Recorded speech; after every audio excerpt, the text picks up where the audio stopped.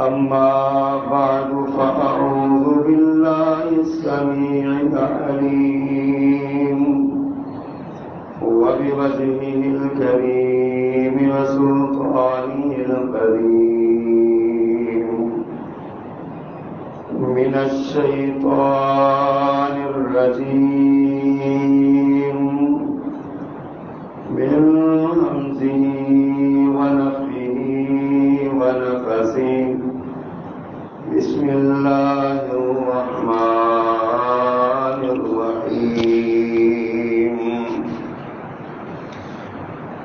تلك حدود الله ومن يطع الله ورسوله يدخله جنات تجري من تحتها الأنهار خالدين فيها وذلك الفوز العظيم ومن يعص الله ورسوله ويتعد حدوده يدخله نارا خالدا فيها وله عذاب مهين صدق الله العظيم. حمد و ثنا، تعریف و تسبیح، تکبیر و تحلیل، بڑائی، بزرگی، کبریائی کے سارے کلمات اللہ جل جلالہ کی ذات والا صفات کے لیے کہ اکیلا ہی ساری کائنات کا بلا شرکت غیر یکتا و تنہا مالک و مختار ہے، اور درود و سلام امام الرسل خطیب الانبیاء سید ولد آدم رسول محتشم نبی معظم امام الہدی رسول خدا جناب محمد الرسول اللہ صلی اللہ علیہ وسلم کی ذات اقدس کے لیے مختصر کلمات حمد و صلات کے بعد معزز حاضرین و سامعین، آج ہمارا معاشرہ علمی جمود کا اور فکری انتشار کا شکار ہے۔ علم کے نام پر بے علمی کے گل کھلائے جا رہے ہیں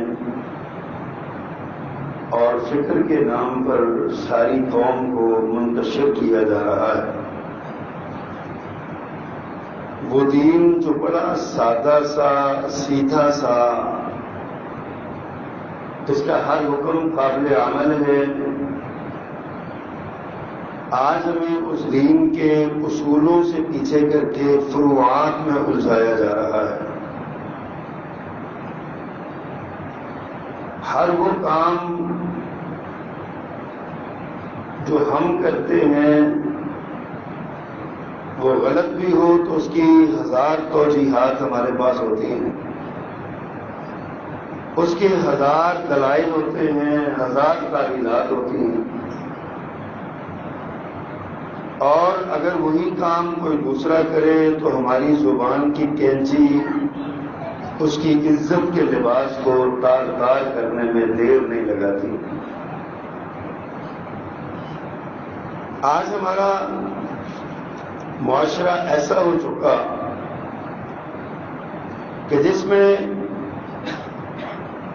دین کے اساس اور بنیادی معاملات کا بھی مذاق اڑایا جا رہا ہے، شعائر اللہ کی توہین کی جا رہی ہے،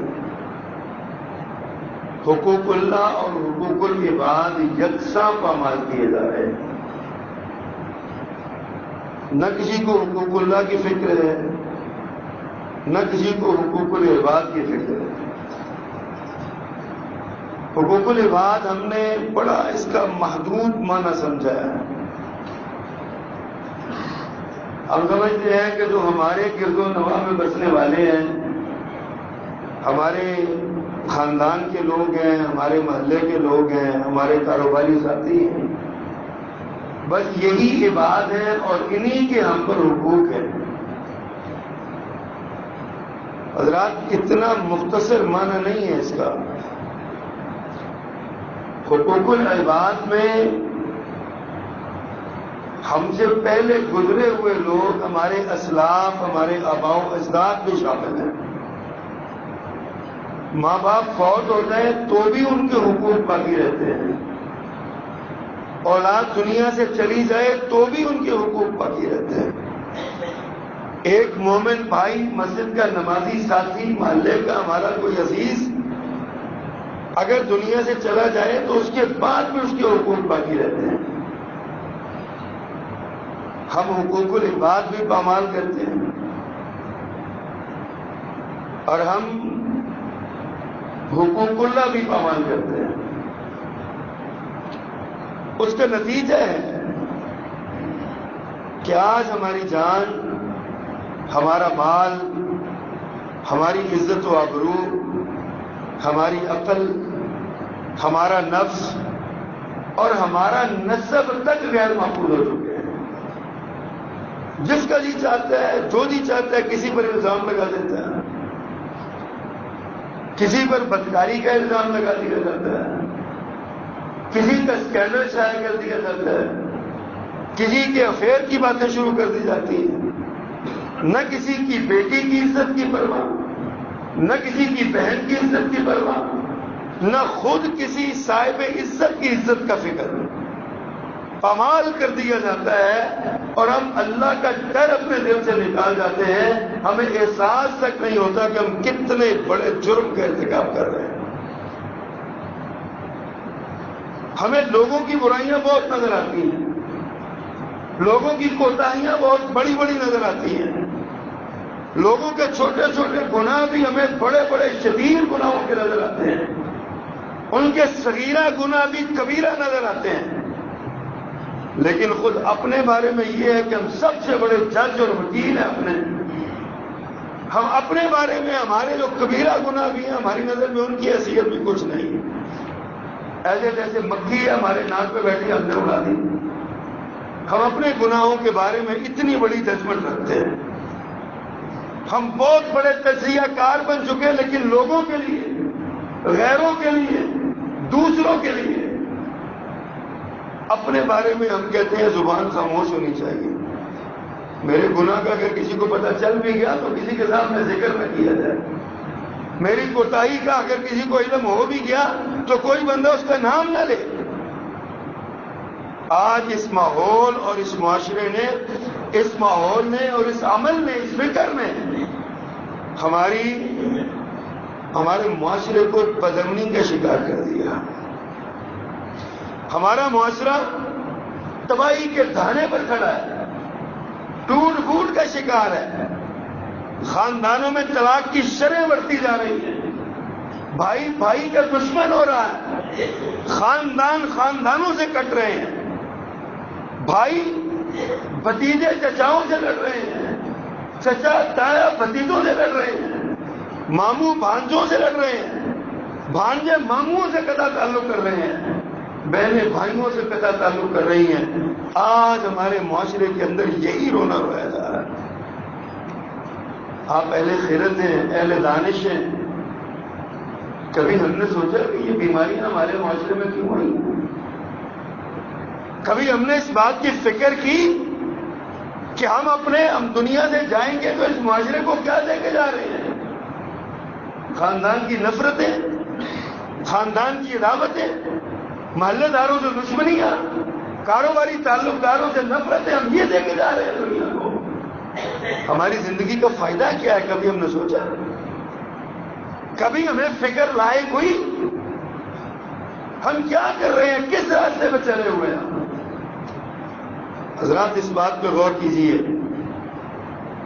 آج یہ جو پوری دنیا میں مسلمان ذلیل و رسوا ہو رہے ہیں نا، پوری دنیا میں ذلت کا طوق ہمارے گلے میں پڑا ہوا ہے، بین الاقوامی فورموں پہ ہماری حیثیت ہی کوئی نہیں ہے، جہاں پہ ہمارا کلیدی کردار ہونا چاہیے، وہاں پہ ہمیں بار بار کھلاڑی بنا کے پیچھے رکھا جاتا ہے، اور ہماری امت مسلمہ کی کوئی عزت اور توقیر اور ناموس ہی نہیں ہے ہمارا۔ نہیں ہم غور کرتے ایسا کیوں ہوا، نہیں ہم افسوس کرتے۔ شاعر نے کہا تھا وائے ناکامی متائے کارواں جاتا رہا، اور کارواں کے دل سے احساس زیاں جاتا رہا۔ افسوس نقصان کا نہیں ہے، افسوس اس بات کا ہے کہ ہمیں نقصان کا افسوس بھی نہیں رہا۔ یہ رونا ہے ہمارا، ایک محدود لیکن بڑا مؤثر طبقہ ہے، تعداد میں بڑا کم، گنتی کے چند لوگ انگلیوں پہ گنے جا سکتے ہیں، لیکن اثر و رسوخ ان کا اتنا ہے کہ سارا میڈیا ان کے قبضے میں ہے، electronic media, print media, social media. وہ اپنی مرضی کی پالیسیاں بنوا لیتے ہیں، کسی کو پتہ ہی نہیں چلنے دیتے۔ آج وہ طبقہ ہمارے سروں پہ مسلط ہے، وہ قوانین الہی کا نفاذ اس انداز میں ان کی توہین کر رہے ہیں۔ کبھی حدود اللہ کا مذاق اڑایا جا رہا ہے، کبھی شعائر اللہ کا مذاق اڑایا جا رہا ہے، کبھی کسی انداز میں، کبھی کسی انداز میں اسلام کے احکامات کا صریحاً ان کی توہین کی جا رہی ہے، تنقید کی جا رہی ہے، کوئی پوچھنے والا نہیں ہے۔ آج اس دنیا میں دو قانون ہیں، غریبوں کے لیے الگ ہے، امیروں کے لیے الگ ہے، دولت و ثروت مندوں کے لیے الگ ہے، غربت کے ماروں کے لیے الگ ہے، طاقتور کے لیے الگ قانون ہے اور کمزور کے لیے الگ قانون ہے۔ ایسے جیسے مکڑی کا جالا ہے، طاقتور اپنے ہاتھ سے اس سارے جالے کو لپیٹ کے چلا جاتا ہے اور کمزور اس جالے کی تاروں میں پھنس کے رہ جاتا ہے۔ آج ہمارا یہی حال ہوا پڑا ہے۔ اللہ سبحانہ و اللہ کے نبی صلی اللہ علیہ وسلم نے ایک بڑی خوبصورت بات کہی۔ بنو مخزوم قبیلے کی ایک عورت چوری کے جرم میں وہ ملوث ہوئی، عدالت میں پیشی ہوئی، جرم ثابت ہوا، میرے پیغمبر نے فیصلہ سنایا اس عورت کا ہاتھ کاٹ دیا جائے۔ اللہ نے چوری کی سزا مقرر کی ہے، اس کا ہاتھ کاٹ دیا جائے۔ بنو مخزوم قبیلے کو بڑی تکلیف ہوئی اس بات کی، انہوں نے کہا یہ بڑی چودرائن ہے، خاندان کی بڑی ہے، بڑے خاندان کی ہے، پیسے والا خاندان ہے، معاشرے میں سٹیٹس اور عزت ہے، یہ کیا ہوا؟ اگر اس کا ہاتھ کٹ گیا تو ہم تو پورے معاشرے میں کسی کو آنکھ دکھانے کے قابل نہیں رہیں گے، منہ دکھانے کے قابل نہیں رہیں گے۔ سفارشیں ڈھونڈی، بڑے لوگوں کے پاس گئے، سب نے جواب نہیں دیا، حتیٰ کہ پیارے پیغمبر صلی اللہ علیہ وسلم کے سب سے لاڈلے صحابی حضرت اسامہ بن زید کو گھیرا، بچے سے چھوٹے سے نہ سمجھ سکے، انہوں نے ان کو گھیرا اور کہا کہ تم جا کے سفارش کرو، تم اللہ کے نبی کے بڑے پیارے ہو، پیارے پیغمبر تم سے پیار کرتے ہیں۔ یہ اسامہ وہی ہیں جن کے باپ زید کو اللہ کے رسول نے اپنا بیٹا بنایا ہوا، متبنہ بنایا تھا، باپ سے بھی پیار تھا، بیٹے سے بھی بڑا پیار تھا۔ بیٹے کو گھیرا انہوں نے، بہلایا پھسلایا اور پھر بیٹے کو اسامہ بن زید کو پیش کر دیا۔ حضرت اسامہ نے جا کے سفارش کر دی، اللہ کے وہی بچپن والی معصومیت، اللہ کے رسول وہ بڑی عورت ہے، بڑا خاندان ہے، آپ نے اگر اس پر حد نافذ کی تو ان کے خاندان کی ناک کٹ جائے گی، کہیں منہ دکھانے کے قابل نہیں رہیں گے۔ آپ ایسا کریں، آپ ایسا کریں کہ اس کے بارے میں کوئی سزا اور تجویز کر لیں، اس کا ہاتھ نہ کاٹیں، اس کے بارے میں یہ حد ساکت کر دیں۔ اللہ کے رسول صلی اللہ علیہ وسلم نے یہ باتیں اسامہ کی زبان سے سنی تو غصے ہو گئے، ارشاد فرمایا اتشفع فی حد من حدود اللہ، تو اللہ کی حدوں میں سے ایک حد میں مجھ سے سفارش کرنے آیا ہے، لوگوں کو اکٹھا کرو۔ بلال کو حکم دیا رضی اللہ تعالیٰ عنہ، سارے لوگ مسجد نبی میں اکٹھے ہو گئے، آپ تشریف لائے، آپ نے خطبہ ارشاد فرمایا اور اپنی زبان سے لو لالا بکیرے اسلامی سوسائٹی اور اسلامی معاشرے کا اصول بیان کیا، اسلامی تعلیمات کو واضح کیا، لوگوں کو بتایا اسلام کیا ہے، اسلام کی تعلیم کیا ہے، اسلام کا نظریہ مساوات کیا ہے، اسلامی سوسائٹی میں امن کا طریقہ اور راستہ کیا ہے. آپ نے ارشاد فرمایا یا ایھا الناس انما هلك الذين من قبلكم انهم كانوا اذا سرق فيهم الشريف تركوه. اور لوگوں، تم سے پہلی قومیں اسی لیے برباد ہو گئی، اسی لیے ہلاک ہو گئی کہ ان کا مؤسس آدمی جب چوری کرتا تو اس کو چھوڑ دیتے تھے. وَإِذَا سَرَقَ فِيهِمُ الضَّعِيفُ، اور جب ان میں سے کمزور چوری کرتا ان پر اقاموا علیہ الحد، اقاموا علیہ الحد، ان کے اوپر حد نافذ کر دیتے. غریب پر حد نافذ ہو جاتی، امیر کو چھوڑ دیا جاتا، مؤسس پر قانون نافذ ہو جاتا، اور جو بظاہر غیر مؤسس ہے اس پر جو ہے نا وہ قانون ساکت کر دیا جاتا، لگا دیا جاتا اس کے اوپر قانون کو. میرے آقا نے آگے ارشاد فرمایا یہ تو بنو مخزوم کی فاطمہ ہے. لو ان فاطمہ بنت محمد سرقت لقطعت یدها، اگر میں محمد کی بیٹی فاطمہ چوری کرتی میں اس کا بھی ہاتھ کاٹ دیتا، میں اس کو بھی معاف نہ کرتا. صلی اللہ علیہ وسلم. معاشرے میں امن کے لیے، گھروں میں سکون کے لیے، معاشرتی اطمینان کے لیے، اپنے معاشرے کو رول ماڈل بنانے کے لیے، ساری دنیا کے لیے ایک بہترین معاشرہ بنانے کے لیے اللہ کے رسول صلی اللہ علیہ وسلم کی تعلیمات ہی وہ واحد راستہ ہے جن پر عمل کر کے یہ نتیجہ مل سکتا ہے.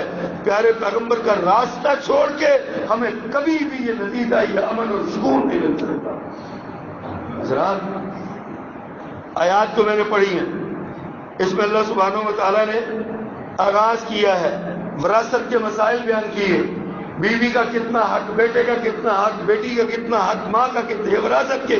سورۃ نساء ابتدائی آیات ہیں، 13ویں 14ویں 2 آیتیں میں نے آپ کے سامنے پڑھی ہیں. ان دونوں آیات میں مسائل بیان کرنے کے بعد اللہ نے فرمایا تلک حدود اللہ، یہ اللہ کی حدیں ہیں. اگلے جملوں پہ غور کیجیے، فرمایا وَمَن يُطِعِ اللَّهَ وَرَسُولَهُ، جو اللہ اور اس کے رسول کی اطاعت کرے گا، يُدْخِلْهُ جَنَّاتٍ تَجْرِي مِن تَحْتِهَا الْأَنْهَارُ خَالِدِينَ فِيهَا وَذَلِكَ الْفَوْزُ الْعَظِيمُ. فرمایا جو اللہ اور اس کے رسول کی اطاعت کرے گا اسے ایسے باغات میں داخل کیا جائے گا جن کے نیچے سے نہریں چلتی ہیں اور اس میں وہ ہمیشہ رہیں گے، اور یہ سب سے بڑی کامیابی ہے. اللہ اور اس کے رسول کی بات، یہی میں نے عرض کیا، تعلیمات نبوی پر عمل ہماری دنیا اور آخرت کی کامیابی کی ضمانت ہے. اگلی آیت میں اللہ فرماتے ہیں وَمَن يَعْصِ اللَّهَ وَرَسُولَهُ، جو اللہ اور اس کے رسول کی نافرمانی کرے گا، وَيَتَعَدَّ حُدُودَهُ، اور جو اللہ کی حدوں کو پامال کرے گا، اللہ کی حدوں سے آگے بڑھے گا، اللہ کی حدوں کو کراس کرے گا. اللہ اکبر. فرمایا يُدْخِلُهُ نَارًا خَالِدًا فِيهَا، ایسے بندے کو آگ میں ڈالا جائے گا جس میں ہمیشہ وہ رہے گا. آگ میں اللہ کی حدوں کو کراس کرنے والا. وَلَهُ عَذَابٌ مُهِينٌ، اور اس کے لیے رسوا کر دینے والا عذاب بھی. آپ غور کیجیے، اللہ نے حدود کا ذکر کیا. اب حد قرآن مجید میں 14 مقامات پر ان کا ذکر آتا ہے، حدود کا لفظ آتا ہے 14 مقامات پر. کئی اللہ نے فرمایا تلک حدود اللہ فلا تقربوها، کئی فرمایا تلک حدود اللہ فلا تعتدوها، کئی فرمایا تلک حدود اللہ یبینها لقوم یعلمون، کئی فرمایا ومن یتعد حدود اللہ فقد ظلم نفسہ، کئی ارشاد فرمایا ومن یتعد حدود اللہ فاولئک هم الظالمون. کہیں ظالم قرار دیا، کہیں ظلم نفسہ کہا، کہیں کہا کہ اللہ کی حدیں آگے نہ بڑھنا، کہیں کہا اللہ کی حدیں قریب بھی نہ جانا، کہیں فرمایا اللہ کی حدیں تمہارے لیے اس لیے تاکہ تمہیں بیان کر دی جائے، قوم کو پتہ چل جائے اللہ کی یہ حدیں جن کے قریب بھی جانا. 14 مقامات ہیں اس طرح کے جہاں پہ حدود کا ذکر آتا ہے. حد یا حدود ہوتا کیا ہے؟ اللہ اکبر. حد شریعت اسلامیہ میں عربی لغت میں کہتے ہیں کسی چیز کو محدود کر دینا. بھائی تمہاری زمین، یہ میری زمین کی حد ہے. کیا مطلب ہے؟ میری زمین یہاں تک کیا کہ دوسرے کی شروع ہو گئی. بھائی آپ کا گھر، میرا گھر 2 مرلے 3 مرلے 5 مرلے کنال میں اس کی حد ہے، اس کے بعد میرا نہیں ہے. حد کا معنی ایک جگہ کا تعین کر دینا. شریعت اسلامیہ میں حد اس قانون کو کہتے ہیں جو اللہ نے متعین کر دیا ہے، جس میں نہ کمی ہو سکتی ہے نہ بیشی ہو سکتی ہے، نہ کوئی اس کو ساقط کر سکتا ہے نہ کوئی اس میں اضافہ کر سکتا ہے. یہ اللہ کی حد ہے. اور حد دو قسم کی ہے، ایک ہے حلال اور حرام. اللہ نے طریقے بتا دیے اپنے نبی کے ذریعے. کھانے میں حلال کیا ہے، پینے میں حلال کیا ہے، پہننے میں حلال کیا ہے. ایک حلال ہوتا ہے جو کھانے پینے میں ہوتا ہے، ایک حلال ہوتا ہے جو کھانے پینے کا ذریعہ ہے، کمائی ہے. مرغی حلال ہے، چوری کر کے کھائیں گے حرام ہو جائے گی. بکری حلال ہے، کسی سے چھین کے کھائیں گے حرام ہو جائے گی. ایک چیز ہے بذات خود خنزیر ہے، کتا ہے، سور ہے، یہ حرام ہے، یہ تو خرید کے بھی کھاؤ تب بھی حرام ہے. کچھ چیزیں ایسی ہیں جو بنفس ہی حلال ہے لیکن آپ کا عمل ان کو حرام کر دیتا ہے. ایک یہ حد ہے.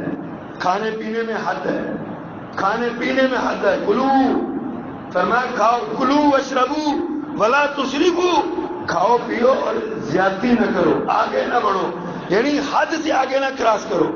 اور ہم دیکھتے ہیں کھانا کھاتے ہوئے زیادہ کھانا کھا لیا جائے ہمارا پیٹ خراب ہو جاتا ہے. کھانا زیادہ کھا لیا جائے ہمارے دماغ کو گیس چڑھنے لگتی ہے. کھانا زیادہ کھا لیا جائے ہم بیمار ہو جاتے ہیں. ایک حد سے کراس کریں گے تو طبیعتوں میں خرابی آ جائے گی. اسی طرح ایک حد اللہ اکبر وہ سزا ہے جو اللہ نے کسی کام کے کرنے سے منع کیا لیکن وہ بندہ وہ کام کرے، اس پر جو سزا ملتی ہے اس کو حد کہتے ہیں. حد ایسی سزا، دوسرے لفظوں میں سمجھیں، ایسی سزا جو حق اللہ کے طور پر، اللہ کے حد کے طور پر یہ متعین کی گئی. یہ ایسی حد ہے جس میں کمی بیشی نہیں ہو سکتی. اسی لیے پیغمبر صلی اللہ علیہ وسلم نے ارشاد فرمایا حدوں کے معاملے میں عدالت جانے میں جلدی نہ کیا کرو. جس معاملے میں حد لگتی ہو نا اس کو عدالت. ہوا نا ایک آدمی پر چوری کا الزام لگا، الزام لگانے والے نے کہا جی کہ میری چادر چوری کر کے لے آیا. آپ نے اس کو طلب کیا، جرم ثابت ہوا، فرمایا اس کا ہاتھ کاٹ دیا جائے. اس نے کہا جی میں معاف کرتا ہوں. آپ نے فرمایا جب حد کا معاملہ عدالت میں آ جائے، عدالت میں ثابت ہو جائے، پھر عدالت کو بھی اختیار نہیں ہے کہ اس پر حد لاگو نہ کرے، حد جاری نہ کرے. اب تمہیں بھی معافی کا کوئی اختیار نہیں، اب تو ہاتھ کٹے گا. آپ نے ویسے فرمایا حد کے معاملات، اسی لیے ارشاد فرمایا حد کے معاملات عدالت میں لے جانے میں جلدی نہ کیا کرو. پھر حد حدود اللہ، اللہ اکبر، یہ ایسی چیز ہے جس میں نہ سفارش قبول ہوتی ہے نہ نرمی کرنے کا حکم.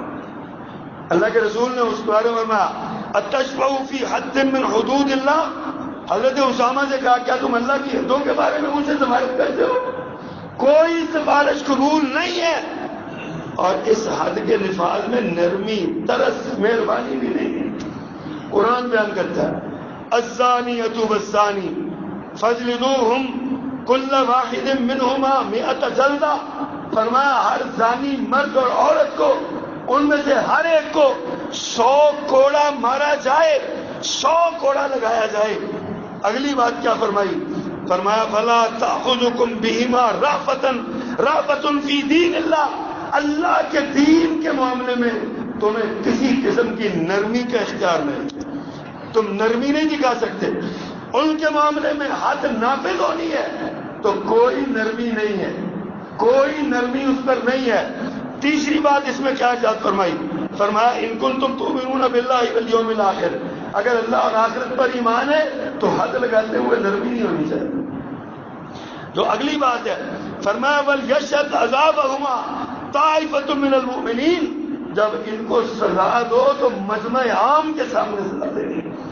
حد کا نفاذ مجمع عام کے سامنے ہوتا ہے. حد کا نفاذ چوری نہیں ہوتا. قاتل کو قتل کرنا ہے حد کے طور پہ تو سرعام سزا دی جائے گی. چوک میں کھڑا کر کے سینکڑوں مومنوں کو، ہزاروں اہل ایمان کو سامنے کھڑا کر کے سزا دی جائے گی تاکہ دوبارہ کسی کو ایسا کرنے کی ضرورت نہ ہو. ہم حدود اللہ کو پامال کرتے ہیں، اس کا نتیجہ ہمیں بھگتنا پڑ رہا. ایک حد ہوتی ہے، ایک تعزیر ہوتی ہے. تعزیر اللہ اکبر. تعزیر الصلاح کو کہتے ہیں جو حاکم وقت یا عدالت کا جج اپنی مرضی سے کسی جرم کے بارے میں طے کرتا ہے. حکومت اپنا قانون بنا دیتی ہے حدود سے ہٹ کے, اللہ کے نصوص قطعیہ سے ہٹ کے, جو دیگر جرائم ہیں چھوٹے چھوٹے, ان جرائم کے بارے میں عدالت کیا سزا دے گی یہ عدالت کی ثوابدید ہے, حکومت کی ثوابدید ہے, ان کو تعزیر کہتے ہیں. آگے جا کے تھوڑا سا ہم اس پر بات کرتے ہیں. اب جو جرائم ہیں نا جن پر حد نافذ ہوتی ہے ان پہ غور کیجیے. چند جرائم ہیں, چند گنتی کے چند جرائم ہیں, زیادہ سے زیادہ 7 جرائم امام شافعی رحمۃ اللہ علیہ نے بیان کیے. امام ابو حنیفہ رحمۃ اللہ علیہ کے نزدیک 4 جرائم ہیں جن پر حد لگتی ہے. امام شافعی کے نزدیک 7 جرائم ہیں, اور یہی سارے محققین کا جو ہے نا وہ سارے مجتہدین اور فقہاء کا یہی قول ہے, یا 4 ہے یا 7 ہے, اس سے زیادہ حدود والی سزا نہیں ہے. تو کون کون سی ہیں؟ نمبر 1 زنا, بہت بڑی سزا. اچھا اس سے پہلے میں آپ کو ایک بات بتاؤں. ایک معاشرے کو بنانے کے لیے, اس کو مضبوط رکھنے کے لیے, اس کو طاقتور رکھنے کے لیے, ٹوٹ پھوٹ سے بچانے کے لیے 5 بنیادی اصطلاحیں اور 5 بنیادی قوانین ہیں جن سے معاشرہ بچتا بھی ہے, معاشرہ قائم بھی رہتا ہے, معاشرہ اپنے دوسرے معاشروں کے مقابلے مضبوط بھی ہوتا ہے. وہ 5 بنیادیں کیا ہیں؟ نمبر 1 حفظ دین, دین کی حفاظت کا انتظام کرنا. جس معاشرے میں دین کی حفاظت نہ ہو وہ معاشرہ ٹوٹ پھوٹ کا شکار ہو جاتا ہے.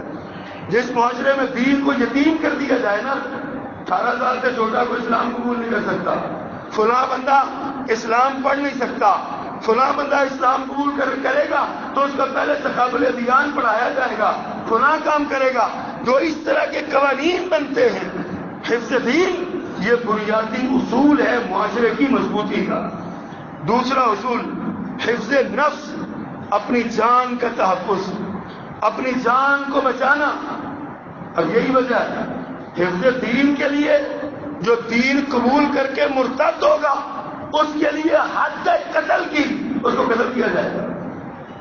جو اپنے نفس کو بہکائے گا, نفس کو بہکانے والے کسی بھی عمل کی اجازت نہیں, شراب کی اجازت نہیں, نشے کی اجازت نہیں, کسی بھی قسم کا نشہ نہیں کر سکتا کہ اس سے حفظ نفس میں خرابی پیدا ہوتی ہے. کوئی بندہ یہ نہیں کر سکتا. اللہ اکبر. تیسرا حفظ عقل, یعنی حفظ نفس, بندہ قتل نہیں کسی کو کر سکتا. حفظ عقل, کوئی ایسا عمل نہیں کر سکتا جس سے عقل معاف ہو سکتی ہو, جس سے عقل معاف ہو جاتی ہو. اور اسی طرح حفظ مال, مال کی حفاظت, کسی کو اجازت نہیں دی جا سکتی کہ وہ کسی کا مال لوٹے, کسی کو اجازت نہیں ہے کہ وہ کسی کے گھر میں چوری کرے, کسی کو راہ چلتے ہوئے لوٹے. حفظ مال معاشرے کی بنیاد ہے معاشرے کے تحفظ کے لیے. اسی طرح حفظ نفس, یعنی یہ جو بنیادی چیز ہے, یہ 5واں قانون ہے, یہ جو جن معاشروں کے اندر یہ نافذ ہوتا ہے نا ان وہ معاشرے مضبوط ہوتے ہیں. اب اس کی طے میں چلیے, اللہ کے رسول صلی اللہ علیہ وسلم نے جن جرائم پر اللہ نے حد لگائی ہے نا وہ 500 سے متعلقات ہو. پہلے دیکھیے زنا, اس سے معاشرے میں تباہی پھیلتی ہے, خاندانوں کے خاندان اجڑتے ہیں. اللہ نے اس کی سزا رجم کرنا مقرر کی ہے. شادی شدہ ہے تو پہلے 100 کوڑے مارے جائیں گے, پھر زمین میں کاٹ کے پتھر مار مار کے مارا جائے گا. غیر شادی شدہ ہے تو 100 کوڑا مارنے کے بعد اس کو شہر یا ملک سے نکالا جائے گا, اس کو دور تک ضلع وطن کر دیا جائے گا. اس لیے زنا کے اوپر حد عائد کی گئی. قذف, اب قذف کا معنی تہمت لگانا, اتنا بڑا جرم ہے, اس پر اللہ نے حد مقرر کی ہے. کسی کے بارے میں کہہ دینا اس کے ناجائز تعلقات فلاں کے ساتھ, کسی کے بارے میں یہ کہہ دینا یہ فلاں کے ساتھ معاذ اللہ بدکاری کرتے ہوئے پکڑا گیا.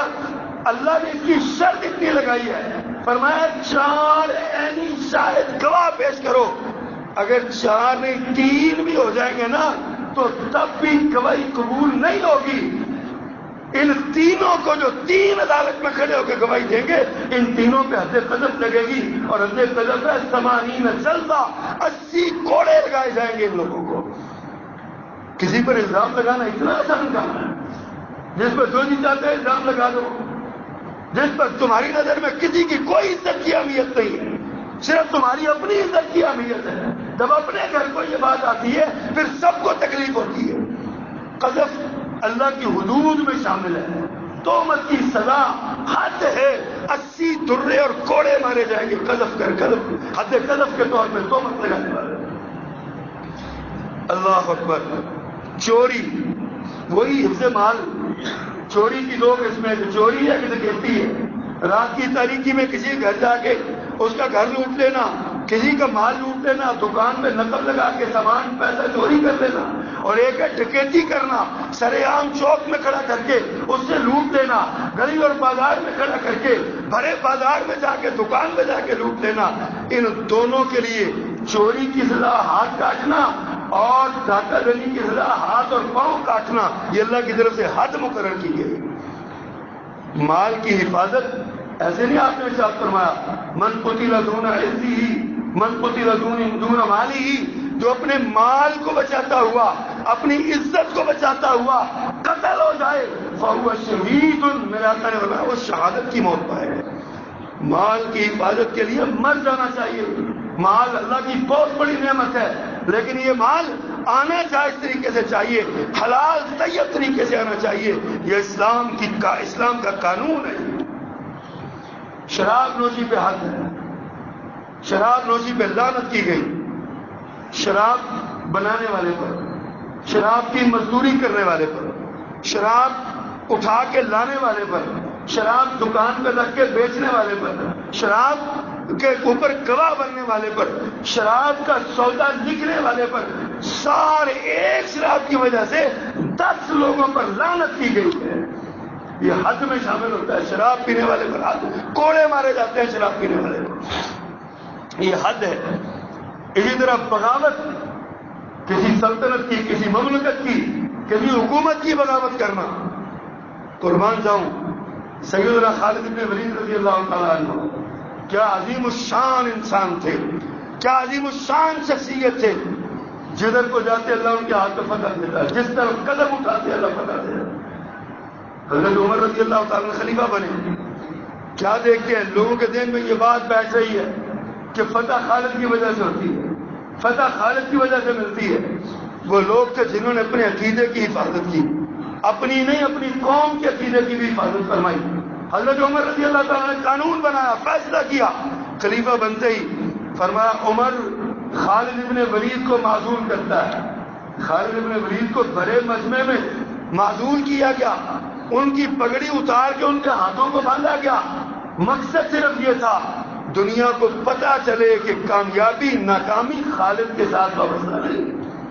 اگلی ہی جنگ میں حضرت ابو عبیدہ بن جراح رضی اللہ تعالیٰ خلیفہ وہ بنتے ہیں، آرمی تھی، اللہ نے ان کے ہاتھ پہ فتح دے دی۔ اور حضرت خالد بن ولید رضی اللہ تعالیٰ کو لوگوں نے بھڑکایا کہ آپ بغاوت کر دیں، انہوں نے کہا میں بغاوت نہیں کرتا، امیر المومنین کا فیصلہ مانتا ہوں۔ پھر ساری زندگی ایک سپاہی کی حیثیت سے انہوں نے گزاری یا بغاوت نہیں کی۔ محمد بن قاسم رحمہ اللہ جب ملتان سے آگے شور کوٹ تک پہنچا، جو موجودہ شور کوٹ ہے، یہاں تک پہنچے تو پیچھے سے سلیمان بن عبد الملک نے معزول کر دیا، حکم جاری کیا، خلیفہ بدل گیا، عبد الملک بن مروان فوت ہو گئے، سلیمان خلیفہ بنے۔ انہوں نے کہا اس کو معزول کر دیا جائے۔ سارے سندھ کے لوگوں نے، ملتان تک لوگوں نے محمد بن قاسم کو اپنا مسیحا سمجھا تھا رحمہ اللہ کہ یہ ہمارا مسیحا ہے۔ انہوں نے کہا ہم آپ کے ساتھ ہیں، اپنی حکومت کا اعلان کریں۔ لیکن محمد بن قاسم نے مرنا گوارا کر لیا، شہید ہونا گوارا کر لیا، لیکن حق میں وقت گرا، بغاوت نہیں کی۔ بغاوت کی سزا اللہ نے حدود مقرر کی، حدود میں مقرر کی ہے۔ بغاوت کی سزا حد ہے، قتل کیا جائے گا بغاوت کرنے والا۔ اور اسی طرح ارتداد، دین کو کھلواڑ کرنے والا، دین کا تماشا بنانے والا، صبح مسلمان ہوتا ہے شام کو کافر ہو جاتا ہے، شام کو مسلمان ہوتا ہے صبح کافر ہو جاتا ہے، اور کہتا ہے کہ میں اللہ نے قانون بنایا جو مرتد ہوگا اس کو قتل کر دیا جائے گا، اس کو دنیا میں رہنے کا، اسلامی سلطنت اور معاشرے میں اس کو معاشرے میں رہنے کا کوئی حق نہیں۔ یہ حدود ہے جو اللہ نے، یہ قانون حدود کے قوانین ہے جو اللہ نے بیان فرمایا۔ پھر حضرات یہ ایسے نہیں کہ میں حد نافذ کر دوں آپ حد نافذ کر دیں. حد کے نافذ کرنے کی بڑی کڑی شرائط ہے. ایسے ہی حد نہیں نافذ ہوتی. سب سے پہلی بات، حد کے لیے جرم کا ٹھوس ثبوت، مضبوط شواہد اور واضح ثبوت جرم کے ہونے چاہیے. پھر اگر شک پڑ جائے نا کسی ایک معاملے میں بھی، شک پر حد کی سزا موقوف ہو جاتی ہے. یہاں پر عدالت چاہے تو تعزیری سزا دے سکتی ہے. وہی جو میں نے عرض کیا، ایک حد ہے ایک تعزیر ہے. حد کے لیے کوئی سفارش نہیں، کوئی نرمی نہیں. حد کے لیے کسی جگہ پر کوئی ایسا کام نہیں ہے. حد ساکت نہیں ہوتی. لیکن اگر جرم ثابت نہ ہو، شک پڑ جائے، شواہد ٹھوس نہ ہو، تو اللہ کا قانون یہ ہے کہ یہاں پر حد ساکت ہو جائے گی. عدالت کے جج صاحب تعزیری سزا دینا چاہے تو دے سکتے ہیں. دوسری اس کی شرط یہ ہے کہ جتنے گواہ اللہ نے مقرر کیے ہیں نا، جیسے زانی کے لیے 4 گواہ مقرر کیے ہیں، 4 میں سے 3 ہوں گے نا، چوتھا نہیں ہوگا تو بھی حد ساکت ہو جائے. ایک بھی گواہ ساکت ہو گیا، ایک بھی گواہ انکار کر گیا، ایک بھی گواہ مقررہ گواہوں سے کم بڑھ گیا، حد نہیں لگے گی. تعزیری سزا جج دے سکتا ہے، حد نہیں لگے گی اس کے اوپر. حدود ایسے ہی بن جاتی. تیسری شرط اس سے بھی کڑی ہے. اللہ اکبر. جب حد نافذ کی جائے اس وقت وہ گواہ جنہوں نے گواہی دی، جن کی گواہی پر حد لگی ہے، وہ گواہ وہاں پہ موجود ہونے چاہیے.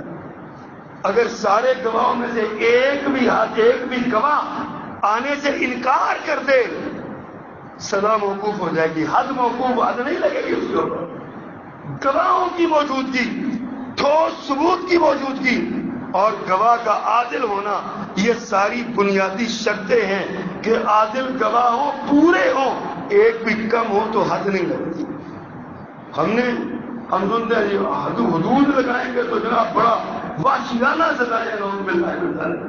اتنی کڑی شرائط کے بعد بھی کوئی وحشیانہ سزائیں کہے، پھر اس کو اپنی عقل کا علاج کروانا چاہیے. پھر اس کو اپنے ایمان کی فکر کرنی چاہیے. اس کا ایمان ہی نہیں ہے اللہ کی ذات کے اوپر. اتنی کڑی شرائط جو اللہ نے نافذ کی. اللہ اکبر.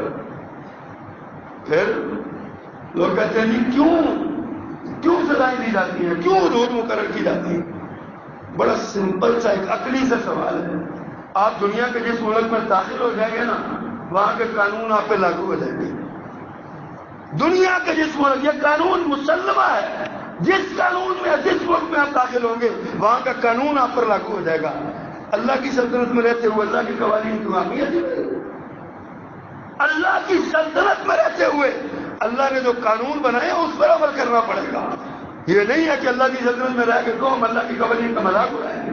ایسا نہیں ہوتا، دنیا میں نہیں ہوتا، اللہ کے قانون میں کیسے ہوگا؟ یہ اس لیے نافذ ہونے چاہیے. ایک مسلمان سربراہ اللہ کے قوانین نافذ کرنے کا پابند ہے. قرآن کی 3 آیتیں غور کیجیے.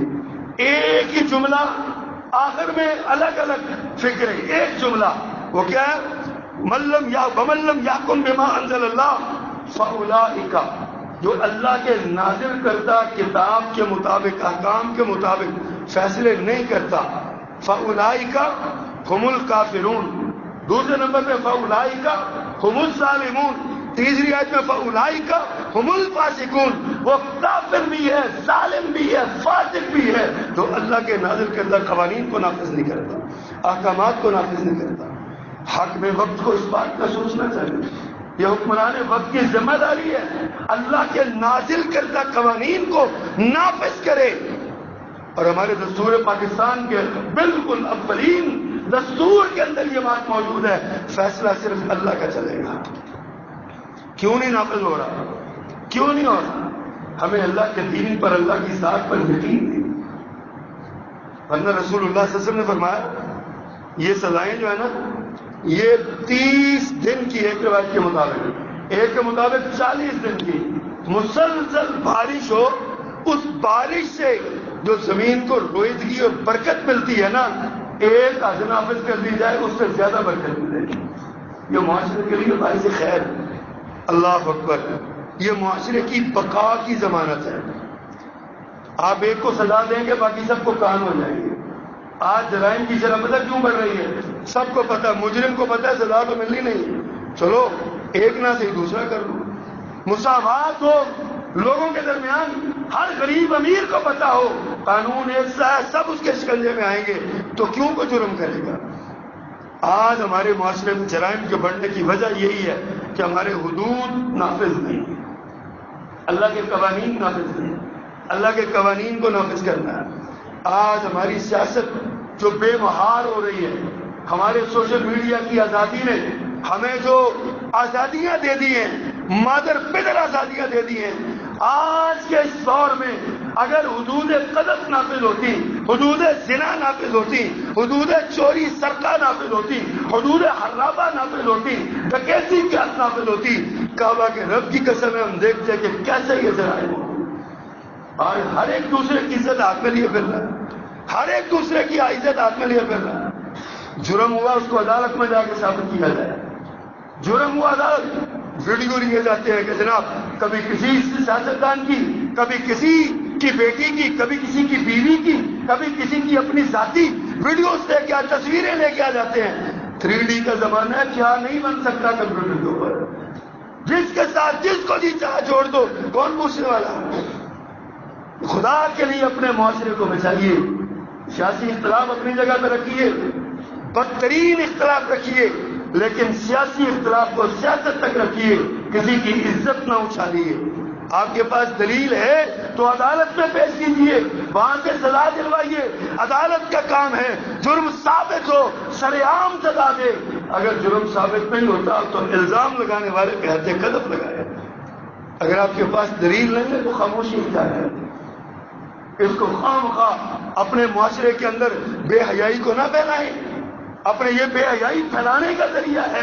عالم کفر تو یہی چاہتا ہے نوجوانوں کو پتہ چلے ان چیزوں کا، نوجوانوں کو پتہ چلے وہ بڑا آدمی تھا بچ گیا، میں بھی یہ جرم کرتا ہوں میں بھی بچ جاؤں گا، میرا ابا بھی بڑا آدمی ہے مجھے بچا لے گا۔ نوجوانوں کو یہ خبر یہ دی جا رہی ہے، پیغام دیا جا رہا ہے، سمجھایا جا رہا ہے، اس کا نتیجہ ہے کہ آج ہمارا معاشرہ تباہی کے دھانے پہ کھڑا ہے۔ آئیے اپنے معاشرے کو بچائیے، اپنے معاشرے کو ملزم، معاشرے کا جو ملزم ہے اس پر جرم ثابت ہو جائے تو سزا دیجیے، جرم ثابت نہ ہو تو الزام لگانے والے کو سزا دیجیے۔ یہ حدود اللہ ہیں، تلک حدود اللہ، یہ اللہ کی حدیں ہیں۔ اللہ کے رسول کی اطاعت کرو گے، اللہ کی اطاعت کرو گے تو جنات ملیں گے، باغات ملیں گے، نیچے سے چلتی نہریں ملیں گی اور ہمیشہ اس میں رہو گے۔ اللہ اور اس کے رسول کی نافرمانی کرو گے، وَيَتَعَدَّى حُدُودَهُ، اللہ کی حدوں کو پامال کرو گے تو جہنم کا عذاب تمہارے لیے دروازے کھول دے گا، جہنم کا عذاب۔ میرے نوجوانوں، آپ سوشل میڈیا کے دور میں جی رہے ہیں، آپ کی ایک کلک پہ کسی کی عزت بھی موجود ہے، کسی کی عزت محفوظ بھی ہے، کسی کی عزت غیر محفوظ بھی ہے۔ خدا کے لیے میں ہاتھ باندھتا ہوں، لوگوں کی عزتوں کی حفاظت کیجیے، ہر ایک کی عزت کی حفاظت کیجیے، تاکہ قیامت کے دن ہماری بھی عزت کی حفاظت